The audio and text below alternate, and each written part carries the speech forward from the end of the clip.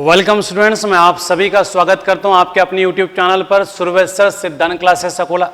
देखिए बच्चों, हमने कल एसिडिक हाइड्रोलिसिस ऑफ ईस्टर के लिए फर्स्ट ऑर्डर काइनेटिक जो फॉलो करता है उसका एक स्पेशल फार्मूला डिराइव किया था और हमेशा वाला फार्मूला वहां पे यूज नहीं होता था, तो उसके लिए हमने एक स्पेशल फार्मूला तैयार किया in terms of volumes of base. बराबर है, क्या है वो formula? K is equal to 2.303 upon time T log to the base 10 V infinity volume of base required to neutralize HCl and acetic acid at the end of reaction minus V0 volume of base required to neutralize HCl only at the start of reaction upon V infinity minus VT. VT is the volume of base required to neutralize HCl and acetic acid after time t. बराबर है। तो ये अगर values हमें दी हुई है तो हम ये इक्वेशन यूज करके काइनेटिक स्टडी कर सकते हैं एसिडिक हाइड्रोलिसिस ऑफ ईस्टर का। अब इसका एक दूसरा जुड़वा इक्वेशन भी हमने देखा था in terms of time. Volume is directly proportional to the time. जैसे जैसे टाइम बढ़ेगा तो मोर एंड मोर एसिड तैयार होगा, तो अगर एसिड की क्वांटिटी बढ़ते जाएगी तो उसे न्यूट्रलाइज करने के लिए क्या होगा, और बेस भी लगते जाएगा। मतलब टाइम जैसे जैसे बढ़ते जाएगा तो volume of base required to neutralize the acid form वो भी बढ़ते जाएगा। इसलिए time is directly proportional to volume, ऐसा हम बोल सकते हैं। तो हमें टाइम के टर्म में भी एक फार्मूला मिलेगा, K is equal to log to the base 10 T infinity minus T0 अपॉन T इन्फिनिटी माइनस TT। हालांकि ये फार्मूले पर किसी भी किताब में न्यूमेरिकल्स नहीं है, किसी भी किताब में MCQs नहीं है, लेकिन अपने सिलेबस में दिया हुआ है, तो कम से कम आप मतलब हो सकता है कि for acidic hydrolysis of ester which of the following equation can be used to study its first order kinetics। तो आपको इन दोनों में से कोई भी इक्वेशन दिखा तो उसे क्या करना पड़ेगा, सिलेक्ट करना पड़ेगा। तो हमने कल देखा था, आपने ये फार्मूला लर्न भी किया तो बच्चों चलेगा। अब इसके बाद जो है वो बहुत ही इंपॉर्टेंट टॉपिक है। अब केमिकल काइनेटिक्स में एक्चुअली दो ही इंपॉर्टेंट टॉपिक थे, ऑर्डर एंड मॉलिक्यूलरिटी। अब हम मॉलिक्यूलरिटी को स्टार्ट करेंगे बच्चों। मॉलिक्यूलरिटी होती क्या है, उसको डिफाइन कैसे करेंगे और उसका फायदा क्या है। लेकिन मॉलिक्यूलरिटी समझने के लिए हमें सबसे पहले टाइप्स ऑफ रिएक्शंस मालूम चाहिए।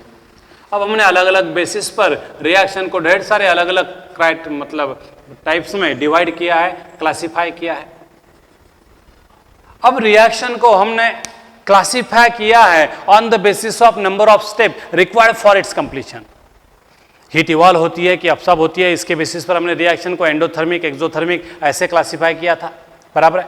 स्पीड कितना होता है कंप्लीशन के लिए, उसके ऊपर हमने slow reaction, fast reaction, moderately slow reaction ऐसे क्लासिफाई किया था। आयोनिक स्पेसीज इन्वॉल्व हो रही है कि मॉलिक्यूलर स्पेसीज इन्वॉल्व हो रही है, इसके बेसिस पर से हमने आयोनिक रिएक्शन, मॉलिक्यूलर रिएक्शन ऐसा भी क्लासिफिकेशन देखा है। ढेर सारे वहां पे types of classification of reactions है। तो यहाँ पे हमें एक टाइप ऑफ रिएक्शन देखना है on the basis of number of steps required for the completion of reaction. Reactions are classified into two categories. First one is known as elementary reaction. अब elementary reaction किससे बोलेंगे? तो देखो भाई, ये जो भी हम क्लासिफिकेशन देख रहे हैं वो किस आधार पर देख रहे हैं कि रिएक्शन को खत्म होने के लिए कितनी स्टेप्स की जरूरत है, in how many steps that reaction gate completed, इसके आधार पर हम ये क्लासिफिकेशन कर रहे हैं। तो पहला हमने कैटेगरी देखा है एलिमेंट्री रिएक्शन। ऐसी रिएक्शंस जो ओनली वन स्टेप में कंप्लीट भी हो जाती है उन्हें हम क्या बोलते हैं, elementary reaction. The reaction which completes in only one step are called as elementary reaction. बराबर है। एक बार वापस से दोहरा देता हूं मैं, एलिमेंट्री रिएक्शन किसे कहेंगे? The reactions which complete in only one step are called as elementary reaction.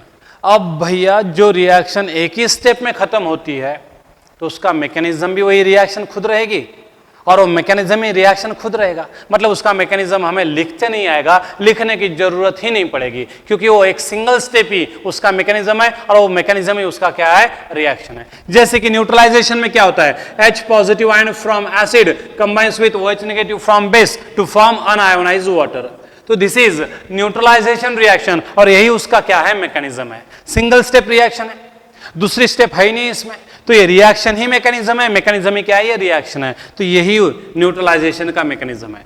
H positive ion from acid combines with OH negative ion from base to form unionized water, तो ये एक ही step में होने वाली reaction है, तो इसे हम क्या बोल पाएंगे, elementary reaction. The reactions which completes in only one step are called as elementary reaction, तो इसका एग्जांपल हम दे सकते हैं न्यूट्रलाइजेशन रिएक्शन। एलिमेंट्री रिएक्शन का मैकेनिज्म लिखने की कोई जरूरत नहीं पड़ती, क्योंकि रिएक्शन अपने आप में खुद क्या होती है, मैकेनिज्म ही होती है। तो आपको ये डेफिनेशन समझ में आई। दूसरा एक कैटेगरी देखते हैं, टाइप्स ऑफ रिएक्शन में number of steps for completion कितने लगे, उसके बेसिस पर से हम दूसरा क्लासिफिकेशन करेंगे, कॉम्प्लेक्स रिएक्शन। दूसरा कैटेगरी कौन सा है बच्चों, कॉम्प्लेक्स रिएक्शंस। कॉम्प्लेक्स रिएक्शंस हम किसे कहेंगे, ऐसी रिएक्शन जो कई सारे स्टेप्स में कंप्लीट होती है। पहली स्टेप होंगी, उसके बाद दूसरी होंगी, उसके बाद तीसरी होंगी, उसके बाद चौथी होंगी, उसके बाद स्टेप्स होते रहेंगे और फाइनली वो कंप्लीट हो जाएगी। तो जिस रिएक्शन को कंप्लीट होने के लिए नंबर ऑफ स्टेप्स से गुजरना पड़ता है, नंबर ऑफ स्टेप्स से होके जाना पड़ता है, ऐसे रिएक्शन को हम क्या बोलेंगे, कॉम्प्लेक्स रिएक्शन बोलेंगे, बराबर है। The reaction which completes in number of steps are called as complex reaction. तो जो रिएक्शन कंप्लीट होती है नंबर ऑफ स्टेप्स में, मतलब 2 स्टेप्स लगेंगी, 3 स्टेप लगेंगी, 4, 5, 10 स्टेप्स लगेंगी, अगर इतनी नंबर ऑफ स्टेप्स लगती है तो उस रिएक्शन को हम क्या कहेंगे बच्चों, कॉम्प्लेक्स रिएक्शन बोलेंगे, बराबर है, समझ में। तो किसे हम कॉम्प्लेक्स रिएक्शन बोलेंगे, the reactions which complete in number of steps are called as complex reaction. अब देखो, एलिमेंट्री रिएक्शन का overall reaction and mechanism same ही है। ओवरऑल रिएक्शन लिखो, वही उसका मैकेनिज्म होगा, वही वो रिएक्शन होगी, लेकिन कॉम्प्लेक्स रिएक्शन में overall reaction and mechanism same नहीं होगा। जो रिएक्शन दिखाई देती है वो तो ओवरऑल रिएक्शन है, जब उसको हम स्टेप बाय स्टेप मैनर में लिखेंगे तो वो कहला जाएगा मैकेनिज्म, उसे क्या कहेंगे हम, मैकेनिज्म कहेंगे। तो कॉम्प्लेक्स रिएक्शन में ओवरऑल रिएक्शन अलग होती है और उसका मैकेनिज्म अलग होता है। मैकेनिज्म में उसकी नंबर ऑफ स्टेप्स दिखाई देंगी। अब मैकेनिज्म ये वर्ड हम बार बार यूज कर रहे हैं बच्चों, तो what is mean by mechanism, mechanism किसे कहेंगे हम, तो मैकेनिज्म ये थ्योरेटिकल कंसेप्ट है, प्योरली थ्योरेटिकल कंसेप्ट है। मैकेनिज्म को हम कैसे डिफाइन करते हैं, most probable pathway followed by the reaction is called as mechanism of that reaction. क्या कहा मैंने मैकेनिज्म के बारे में, the most probable pathway followed by the reaction is called as its mechanism. जैसे कि हमारे घर में चोरी हुई है, जाहिर है कि रात में चोरी हुई है, हम सोए हुए थे, या फिर दिन में भी चोरी हुई तो हम घर पे नहीं थे, चोरी हो गई हमारे घर पे, चोर ने चोरी की और चोरी करके चले गए, हमने उनको देखा नहीं चोरी करते वक्त। जब हम घर पे आते हैं, देखते हैं कि यार चोरी हो गई है, सारा सामान इधर उधर गिरा हुआ है, हम पुलिस को फोन करते हैं, पुलिस भी आती है और पंचनामा किया जाता है, और पंचनामा करते हुए को बोलते हैं बताओ कैसे कैसे चोरी हुई, तो हम वहां उनको बोलते हैं कि चोर पीछे का दरवाजा तोड़ के अंदर आए, फिर उन्होंने ये किया, वो किया, अलाना किया, फलाना किया, ऐसा किया, अलमारी तोड़ दी, उसमें के इतने इतने सोने के गहने लेके गए, इतना कैश लेके गए, सब कुछ हम बता देते हैं। अब इतना ज्यादा हम बता देते हैं कि जैसे कि हमने वो चोरी आंखों से देखी है, बराबर है। तो पुलिस बोलते हैं क्या हमें, यार तुझे तो चोरी कैसे हुई पता नहीं है, मतलब तू तो घर पे नहीं था तो चोरी कैसे हुई तेरे को कैसे पता होगा, तू तो पूरा बता रहा कि चोर पीछे के दरवाजे से आया, अंदर घुस गए तो उन्होंने ये किया वो किया, पूरा तू बता रहा, मतलब चोरी तूने की है। क्या कभी पुलिस ऐसा बोलता है, नहीं, क्योंकि आप जो चोरी की घटनाक्रम बता रहे हो वो सारा सिनेरियो देख के बता रहे हो, आपने चोरी किसने की कैसे की नहीं देखा था, आप वो सिनेरियो देख के बता रहे हो कि चोरी कैसे की गई है। अब वो गलत तो नहीं होगा, हाँ उन्होंने पहले अलमारी तोड़ी होगी, पहले गहने चुराए होंगे, बाद में फिर दूसरा कुछ चुराया होगा, वो सीक्वेंस आगे पीछे हो सकता है, लेकिन चोरी वैसे ही की है, इस पर भरोसा हम रख सकते हैं क्योंकि जो दिखाई दे रहा है वो तो सच है ना। तो चोरी कैसे की हमें पता नहीं है, लेकिन उसका हम डिटेल डिस्क्रिप्शन पुलिस को बता रहे हैं, इतना डिटेल की जैसे कि हमने वो चोरी अपने आंखों से देखी है कैसे हो गई थी।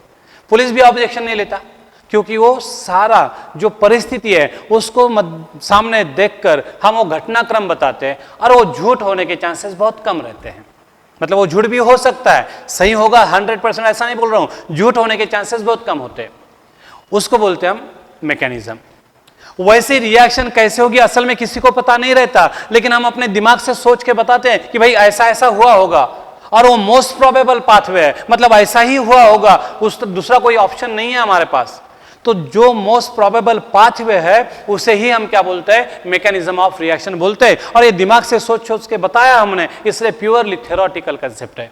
तो mechanism is a purely theoretical concept and it is defined as the most probable pathway followed by the reaction is called as its mechanism. जब हम मैकेनिज्म लिखते हैं रिएक्शन का तो उसमें स्टेप 1, स्टेप 2 ऐसा सिक्वेंशियली हम लिखते जाते हैं, बराबर है। तो सिक्वेंशियली हम लिखते जाते हैं और फिर इन सारे स्टेप को हम जोड़ देते हैं तो हमें क्या मिलता है, रिजल्टेंट रिएक्शन मिलती है, ओवरऑल रिएक्शन मिलती है। तो स्टेप बाय स्टेप में जब हम रिएक्शन को रिप्रेजेंट करते हैं तो वही उसका क्या होता है, मैकेनिज्म होता है। तो आपको मैकेनिज्म यानी समझ में आया होगा। The most probable pathway followed by the reaction is called as its mechanism and mechanism is purely theoretical concept।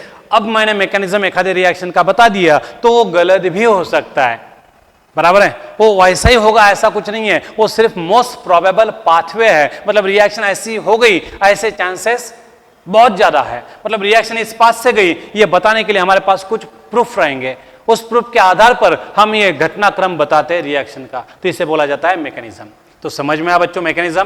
तो आपने एलिमेंट्री रिएक्शन किसे बोलते हैं, the reaction which completes in only one step is called as elementary reaction. उसका mechanism लिखने की कोई जरूरत नहीं है, overall reaction and mechanism one and the same है। दूसरा है complex reaction, the reaction which completes in number of step is called as complex reaction. Complex reaction का overall reaction and mechanism same नहीं होता, मैकेनिज्म में number of steps होती है, उन सारे स्टेप को मैं जब ऐड करता हूं तो मुझे क्या मिलेगा, ओवरऑल रिएक्शन मिलेगा। ओवरऑल रिएक्शन मैकेनिज्म के जैसे नहीं होगी, बराबर है। तो ये था कुछ बेसिक डेफिनेशन हमें चाहिए थे मॉलिक्यूलरिटी समझने के लिए। अब इसके बाद हमें मालूम चाहिए रेट डिटरमाइनिंग स्टेप। अब हमने मैकेनिज्म किसे बोलता है वो भी देखा है, मैकेनिज्म है, नंबर ऑफ स्टेप्स है उसमें। अब समझो हमारी रिएक्शन कॉम्प्लेक्स रिएक्शन है, ऐसा समझो, इमेजिन करो कॉम्प्लेक्स रिएक्शन है तो उसमें नंबर ऑफ स्टेप्स होंगे। अब नंबर ऑफ स्टेप्स होंगी तो रेट ऑफ रिएक्शन कौन डिसाइड करेगा? क्या रेट ऑफ रिएक्शन सारी स्टेप पे डिपेंड रहेगा या किसी एक ही स्टेप पर डिपेंडेंट रहेगा? तो रेट ऑफ रिएक्शन निकालने के लिए हमें कौन सी स्टेप कंसीडर करनी पड़ेगी या सबको कंसीडर करना पड़ेगा, बराबर है ना। अब क्या करेंगे हम, तो रेट डिटरमाइनिंग स्टेप, ये कंसेप्ट हमें मालूम होना चाहिए। देखो आप एक कंपनी में टीम लीडर का काम करते हो, आप कौन हो, टीम लीडर हो, और आपके हाथ के नीचे 4 लोग काम करते हैं, एक का नाम है 1, 2, 3, 4, बराबर है। जैसे वो मोटू पतलू में वो चोर रहता है जॉन, बराबर है, जॉन बनेगा डॉन, उसके जो पिलांटू रहते हैं 1 और 2 नंबर के। तो ऐसा समझो कि आप टीम लीडर हो, जॉन हो, और आपके हाथ के नीचे ये 4 लोग काम कर रहे हैं। 4 में से ये 4 लोग आपके हाथ के नीचे काम कर रहे हैं और आप क्या है, 5वें लोग। आप बहुत सिंसियर हो, नंबर 1 भी सिंसियर है, नंबर 2 भी सिंसियर है, नंबर 3 भी सिंसियर है, लेकिन आपके कुंडली में थोड़े से योग खराब थे, इसलिए एक कामचुकार आदमी, कामचोर आदमी आपके हाथ के नीचे आ गया। अब सारे लोग तो एक जैसे नहीं रहेंगे, सबका मतलब मेंटेलिटी अलग रहता है। तो आप टीम लीडर हो, बहुत ही ऑनेस्ट हो, बहुत ही पंक्चुअल हो, सिंसियर भी हो। आपके बॉस ने आपको बता दिया कि भाई 6 महीने में हमें ये प्रोजेक्ट कंप्लीट करना है, 6 महीना अपनी डेडलाइन है, उसके पहले ये प्रोजेक्ट हमें कंप्लीट चाहिए। अब जैसे ऊपर से फरमान आया आपको और आपने इन 4 लोगों को फरमान बता दिया कि भाई हमें अलाना फलाना प्रोजेक्ट है और 6 महीने की डेडलाइन है, उसके अंदर कंप्लीट करना है, तो हम क्या करते हैं, मिल बांट के वो काम करते हैं। तो मैं एक काम लूंगा, आप वो काम लो, आप वो काम लो, हम 5 लोग सारे काम बांट लेंगे। मैंने मतलब जो टीम लीडर है उस टीम लीडर ने अपना काम ले लिया, इसको 1 नंबर को उसका काम दे दिया, 2 नंबर को उसका काम दे दिया, 3 नंबर को उसका काम दे दिया और 4 नंबर को भी उसका काम दे दिया। अब आप टीम लीडर हो, सिंसियर हो, ऑनेस्ट हो, ये 1, 2, 3 भी सिंसियर है, ऑनेस्ट है, फॉलो करते हैं आपके ऑर्डर को। तो आपने जो भी काम उनको बताया उन्होंने फटाफट करना शुरू कर दिया, आपने भी आपके हिस्से पर जो काम आया फटाफट करना शुरू कर दिया। तो प्रोजेक्ट 100% का था, 5 लोग उस प्रोजेक्ट पे काम कर रहे थे, 20% काम आपके हिस्से पे आया, 20% इसके, 20% बांट लिया आपने, 20% इक्वली बांट दिया काम को। तो आपने ऑनेस्ट है, सिंसियर है, तो आपका 20% काम आपने कर लिया फटाफट, आप पीछे पड़ गए उस काम के। 1 नंबर में भी उसका 20% काम फटाफट कर दिया। सेकंड नंबर ने भी 20% काम फटाफट कर दिया, तीसरे नंबर ने भी 20% काम फटाफट कर दिया। अब एक महीने में ही आपके ऊपर जो काम था, जिम्मेदारी थी, आपने एक महीने के अंदर ही पूरी कर दी है। तो क्या प्रोजेक्ट पूरा हुआ है? आपके ऊपर 20% की जिम्मेदारी थी, टीम लीडर के ऊपर 20% की जिम्मेदारी थी, इन पर 20% की जिम्मेदारी थी। इन्होंने एक ही महीने में पूरा तन मन धन लगा के काम किया और एक ही महीने में उनके हिस्से पर जो जिम्मेदारी थी वो कंप्लीट कर दी। क्या आपका प्रोजेक्ट कंप्लीट हुआ है? आपने आपका काम पूरा कर दिया है, लेकिन प्रोजेक्ट कंप्लीट हुआ है क्या? नहीं हुआ है। प्रोजेक्ट तभी कंप्लीट होगा जब एक कामचुकार आदमी, कामचोर आदमी उसका काम करेगा। अब ये आज करेंगे, कल करेंगे, परसों करेंगे, कल करेंगे, कल करेंगे, इस मेंटेलिटी वाला है, तुम्हारे मेरे जैसा है। ये कामचोर आदमी है, कल करेंगे, कल करेंगे, कल करेंगे, इतनी क्या जल्दी है, 6 महीने पड़े, 6 महीने पड़े। तो ये आदमी स्टार्ट नहीं करेगा जल्दी, और जब तक इसका काम पूरा नहीं होगा तब तक हमारा प्रोजेक्ट भी पूरा नहीं होगा। हम 4 लोगों ने प्रोजेक्ट 80% कंप्लीट कर दिया है, लेकिन 80% को पूरा तो नहीं बोल सकते। जब तक ये इसके हिस्से पर का काम पूरा नहीं करता तब तक प्रोजेक्ट कंप्लीट हुआ ऐसा नहीं बोलते। अब हमने प्रोजेक्ट एक ही महीने में 20% जो था हमारी जिम्मेदारी एक ही महीने में कंप्लीट कर दी, लेकिन ये है कि काम स्टार्ट करने का नाम ही नहीं ले रहा। कामचोर आदमी है। अब इसको हमने डांट के, बोल के, ये प्यार से समझा के काम करने के लिए राजी कर दिया, लेकिन बहुत ही स्लो काम कर रहा है। और ऐसा करते करते उसने 5 महीने लगा दिए, 5 मंथ्स लग दिए। अब प्रोजेक्ट कंप्लीट हो गया, लेकिन प्रोजेक्ट कंप्लीट होने के लिए 1 महीना लगा कि 5 महीने लगे। अब आप बताओ, आपके हिस्से पर का काम आपने 1 महीने में कर दिया, आपके हाथ के नीचे जो 3 लोग थे उसने भी 1 महीने में काम कर लिया। 80% प्रोजेक्ट 1 महीने के अंदर ही तैयार था, लेकिन क्या उसे कंप्लीटेड प्रोजेक्ट बोलेंगे? नहीं। क्या प्रोजेक्ट कंप्लीट हुआ 1 महीने के अंदर? नहीं। प्रोजेक्ट कंप्लीट तब होगा जब एक कामचोर आदमी अपने हिस्से का काम कंप्लीट कर देगा, और इसने अपने हिस्से का काम 5 महीने में कंप्लीट कर दिया। मतलब आपका प्रोजेक्ट कंप्लीट हो गया 5 महीने के बाद। मतलब आपका प्रोजेक्ट कंप्लीट करने का रेशियो क्या है? 1 प्रोजेक्ट पर 5 मंथ्स। मतलब आपका जो प्रोजेक्ट कंप्लीट करने का रेट है, स्पीड है, वेलोसिटी है, किसने डिसाइड किया? फास्ट वर्किंग पर्संस ने कि स्लो वर्किंग पर्संस ने? जाहिर है स्लो वर्किंग पर्सन ने। आपका प्रोजेक्ट कंप्लीट हुआ है लेकिन 5 महीने के बाद। तो what is the rate of completion of your project? 1 project पर 5 मंथ। मतलब आपका प्रोजेक्ट का कंप्लीशन का जो रेट है वो फास्ट वर्किंग पीपल ने कंसीडर नहीं, डिसाइड नहीं किया, वो डिसाइड किया है स्लो वर्किंग कामचोर आदमी ने। वैसे ही रिएक्शन का जो रेट है वो कौन डिसाइड करता है? The slowest step in the reaction mechanism. Reaction mechanism में जो भी स्टेप स्लोएस्ट होगी वही maximum whole and sole rate क्या करती है? रिएक्शन का डिसाइड करती है। आप कितने भी प्रॉम्प्ट हो, आप कितने भी पंक्चुअल हो, आपने आपकी जिम्मेदारी कंप्लीट की मतलब प्रोजेक्ट कंप्लीट हुआ ऐसा नहीं होता। जब तक ये कामचोर आदमी अपना हिस्से का काम कंप्लीट नहीं करते तब तक प्रोजेक्ट कंप्लीट नहीं होगा। मतलब प्रोजेक्ट कंप्लीट करने का whole and sole ratio rate किस पर डिपेंडेंट है? कामचोर आदमी के ऊपर डिपेंडेंट है। वैसे ही रिएक्शन का होल एंड सोल रेट किस पर डिपेंड रहता है? स्लोएस्ट स्टेप पर। और इस स्लोएस्ट स्टेप को ही हम क्या बोलते हैं फिर? Rate determining step. तो how can we define rate determining step? The slowest step in a rate in a mechanism of reaction is called as a rate determining step. तो क्या बोल सकते हैं हम? The slowest step in the reaction mechanism of reaction is called as rate determining step. वापस से एक बार बोलता हूं मैं, रेट डिटरमाइनिंग स्टेप को हम कैसे डिफाइन करेंगे? The slowest step in the mechanism of reaction is called as rate determining step. तो आपको ये एग्जांपल अच्छे से समझ में आया होगा बच्चों, बराबर है? अब 2-3 एग्जांपल दे सकता था मैं, लेकिन अब टाइम हमें परमिट नहीं करता। ऑनलाइन क्लासेस का यही प्रॉब्लम है कि हम ज़्यादा एग्जांपल नहीं दे सकते। तो आपको ये वीडियो बार बार देखो, एग्जांपल समझ लो और उस पर से समझ में आएगा। तो how can we define rate determining step बच्चों? The slowest step in the reaction mechanism is called as rate determining step. बराबर है?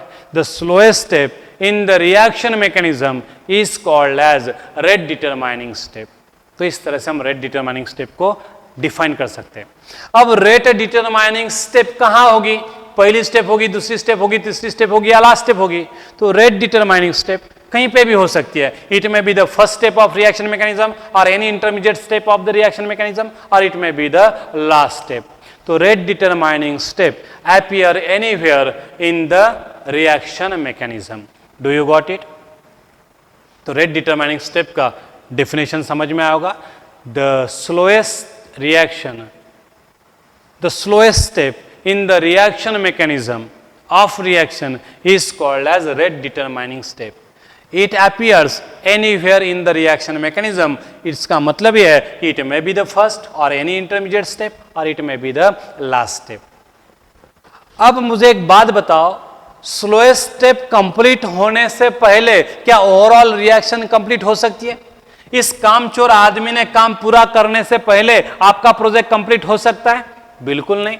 जब कामचोर आदमी उसका काम पूरा करेगा तब जाके ही प्रोजेक्ट कंप्लीट होगा, मतलब उसका काम पहले कंप्लीट होगा और बाद में प्रोजेक्ट कंप्लीट होगा। समझ में आया? कामचोर आदमी ने अपना काम कंप्लीट किया, उसका काम पहले खत्म हो गया, उसके बाद पूरा प्रोजेक्ट खत्म हुआ। मतलब रेट ऑफ प्रोजेक्ट जो है वो होल एंड सोल किस पर डिपेंडेंट है? कामचोर आदमी के रेट पर, बराबर है।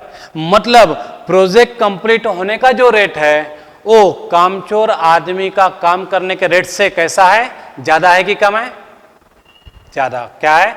कम है। मतलब overall reaction occurs slowly as compare to the rate determining step.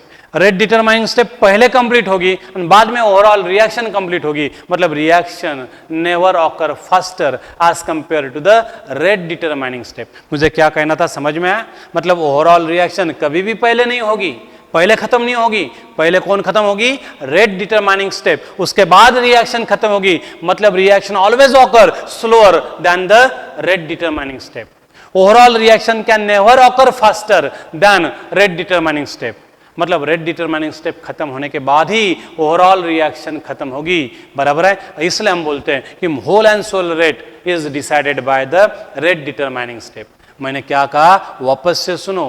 Overall reaction can never occur faster than rate determining step. Rate determining step पहले खत्म होगी, बाद में रिएक्शन खत्म होगी। मतलब रिएक्शन बाद में खत्म होगी, रिएक्शन रेट डिटरमाइनिंग स्टेप से भी स्लोली हुई है, बराबर है। मतलब overall reaction can never occur faster than rate determining step. ये समझ में आया? अब रेट डिटरमाइनिंग स्टेप जो है वो हमने पता लगाया कौन सी है। अब कैसे पता लगाया? हम पूछेंगे थोड़ी, बताओ भाई मैकेनिज्म में 4 स्टेप्स है, तुम में से कौन सी रेट डिटरमाइनिंग स्टेप है? ऐसा तो हम उन स्टेप्स को पूछ नहीं सकते। फिर रेट डिटरमाइनिंग स्टेप हमें पता कैसे लगेगी? तो हम देखेंगे कि कौन से स्टेप में स्टेबल रिएक्टेंट्स, कौन से स्टेप में स्टेबल रिएक्टेंट्स है। स्टेबल रिएक्टेंट्स होंगे तो स्लोली रिएक्ट होंगे, अनस्टेबल रिएक्टेंट्स है तो फास्टली रिएक्ट होंगे। जिस स्टेप में अनस्टेबल रिएक्टेंट है, अनस्टेबल स्पेसीज है, वो रेट डिटरमाइनिंग स्टेप कभी हो ही नहीं सकती। वही स्टेप रेट डिटरमाइनिंग स्टेप हो सकती है जिसमें स्पेसीज स्टेबल हो, रिएक्टेंट स्पेसीज स्टेबल हो। तो ऐसी स्टेप को हम ढूंढेंगे रिएक्शन मैकेनिज्म में जिस स्टेप में रिएक्टेंट स्पेसीज बहुत ज्यादा स्टेबल रहेंगी, और बहुत ज्यादा स्टेबल रिएक्टेंट स्पेसीज है तो बहुत ही स्लोली रिएक्ट होंगी। तो how can we identify rate determining step? तो रिएक्शन मैकेनिज्म में हम ऐसी स्टेप को ढूंढेंगे जिसमें रिएक्टेंट साइड पर हाईली स्टेबल स्पेसीज होंगी। जिस स्टेप में highly stable species reactant side पर है, जाहिर है कि वो स्लोली रिएक्ट होंगे, तो वही क्या होंगी? हमारी रेट डिटरमाइनिंग स्टेप होंगी। तो rate determining step depends upon the nature of reactants. In general हम क्या बोल सकते हैं? रेट डिटरमाइनिंग स्टेप में जो भी रिएक्टेंट्स होंगे वो कैसे होंगे? कंपैरेटिवली हाईली स्टेबल होंगे। अब रेट डिटरमाइनिंग स्टेप ही whole and sole rate determine करती है, तो रेट लॉ में सिर्फ वही स्पेसीज आएंगे जो रेट डिटरमाइनिंग स्टेप में रिएक्टेंट साइड पर होंगे। जो रिएक्शन रेट डिटरमाइनिंग स्टेप्स नहीं है, जो रिएक्शंस फास्टली होती है, उनकी स्पेसीज रिएक्टेंट साइड की रेट लॉ में अपीयर नहीं होंगी। रेट लॉ में सिर्फ कौन सी रिएक्टेंट स्पेसीज अपीयर होंगी? स्लो स्टेप में जो रिएक्टेंट्स है वही। तो rate law consist of only those species which appear in rate determining step on reactant side. समझ में? तो रेट लॉ में वही रिएक्टेंट स्पेसीज देखने को मिलेंगे जो रेट डिटरमाइनिंग स्टेप्स में रिएक्टेंट साइड पर होंगे। समझ में?